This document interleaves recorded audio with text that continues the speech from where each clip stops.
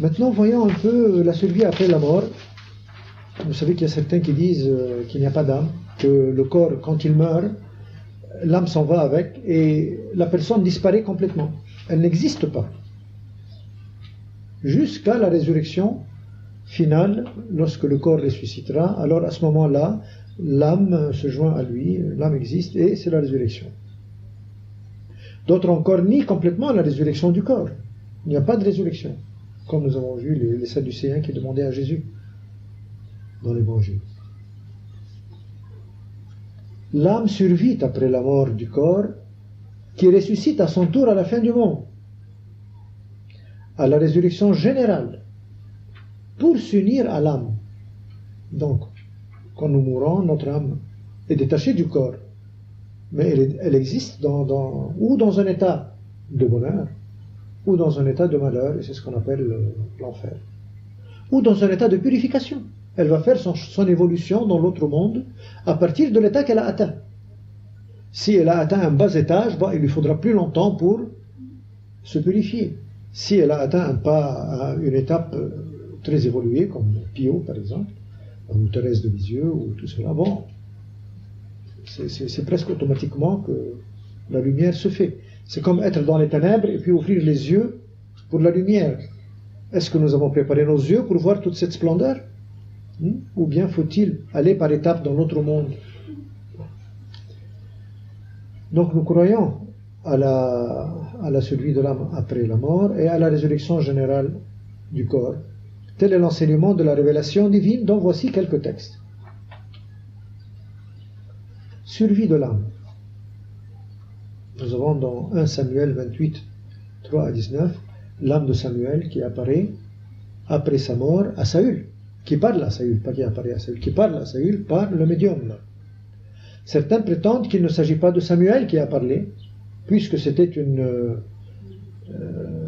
genre de spiritisme, donc une nécromancière, une sorcière qui avait fait ça. Donc il s'agit du démon.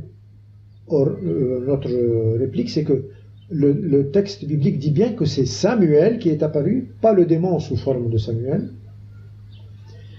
Et les prédictions de Samuel se sont bel et bien accomplies. Ce qu'il a dit à Saül, c'est accompli, signe que ce n'était pas le démon menteur qui parle. Matthieu 17, 1, 8, lors de la transfiguration, Moïse et Élie qui apparaissent à Jésus. Alors certains disent, bon d'accord, mais Élie, lui, n'est pas mort. Il a été happé au ciel, corps et âme. C'est vrai. Mais Moïse est bel et bien mort.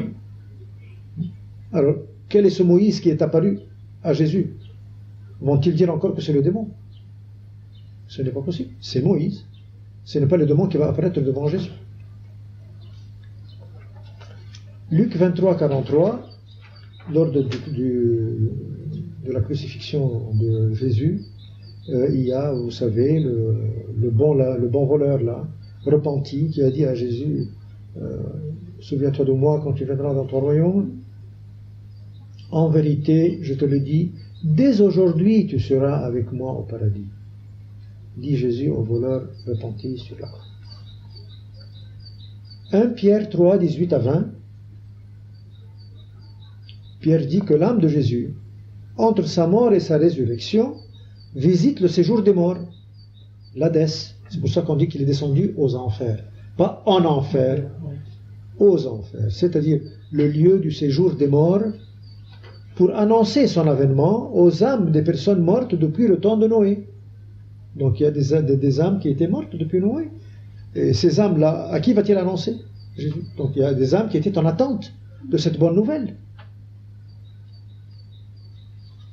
Ben ça, c'est sur la survie de l'âme. Si ces textes n'arrivent pas à convaincre certains, ce n'est pas nous qui en allons convaincre.